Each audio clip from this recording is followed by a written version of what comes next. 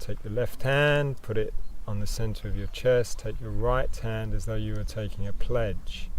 So this is bringing a still point to your pranic center, which is where your heart and lungs are, your heart chakra, and this is making you analytical to work something out. So this whole process, these two mudras, are helping you establish your relationship with yourself and also your relationship with others. So if you're trying to work something out, you've been in a disagreement with someone, sit down and do this meditation for 3, 5, preferably at least 11 minutes, and the answer will come to you.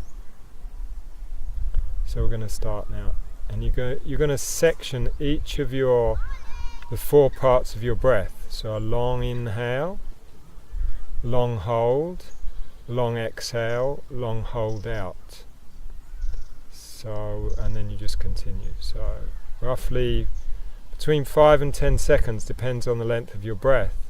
But as you continue, your breath is going to get longer and deeper, so you can extend each of these 4 parts. So inhale deep to begin. Hold the breath.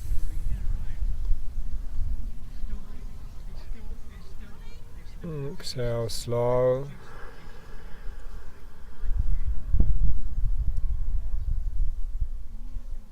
Hold the breath out.